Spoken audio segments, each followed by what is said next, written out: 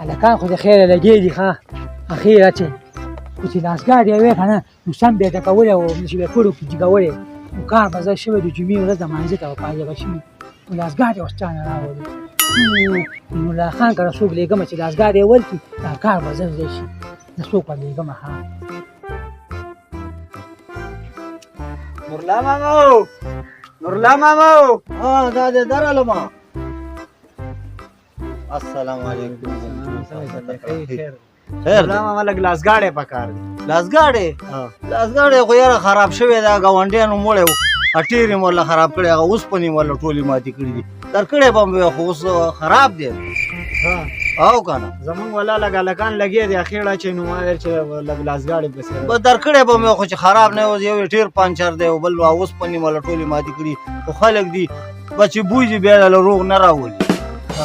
بس زه لاړم په مخه دې ښه شه په مخه دې دا وګورې غټ سړی مې ورولې ګوره لاسګاډ یې ورنه کړو تېرې مات دی او اوسپنې یې ماتې دي دې خو چې زه خپله ورځم ښه دا داسې نه پوهېږي وګوره ورته که نه چې لاسګاډ یې روغ مت دی نه تېر پنچر دی او نه پکې اوسپنې ماتې دي او چالک مې رالیږلی او 200 بانې دی او د مسلمانه چا ښه درمانې نه کړي چا لږ رالیږلی دی ما رالیږلی او که نه هلته کوټه باندې لیوه چې ما ورته ورشه نو ډامه باندې لاسګاډ یې راوړل چې دا خاوره درته را وړاندې کړي تا ورته ویلي اوسپنې ماتې او ګاونډیانو وړی دی او داسې یې رالیږلی منه هلک خو ما په سترګو هم نه دی لیدلی کله دې رالیږلی دی هلکه اوس یو شیبه مخکې مې رالیږلی او که نه ستا مزغو کې فرق دی هلک دې چېرته رالیږلی دی چې هلک دې رالیږلی او ورکړی به لاسګاډی خو سړي سر نه دی داسې چې ټول کلی وړي خو تیم ویسه بېلچه به مو سره درکړم لاسګاډی څه شی دی او ګاونډیتوب دی وروره ښه لاسګاډي پسې څوک نه دی راغلی زموږ د کور نه نه که نه څوک راغلی دی چې راغلی خو ورکړی به مې وی که نه نو ما خو هلک رالیږلی او نو اوس د الله بنده زه لاسګاډی څه شی زه بیا چا نه منې کوم بیا تا نه بیا منې کوم واله دا لاسګاډی ویسه ځه هغې که بېلچې ته څه ضرورت وي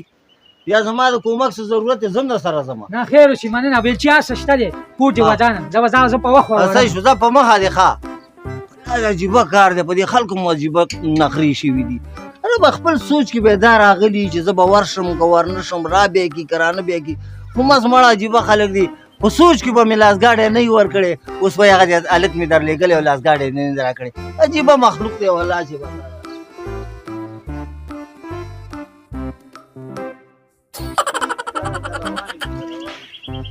نه ده باندې خو ما سلام واچولی ده خو زما دا سلام ومانه غوښتو دا څنګه مسلمان دی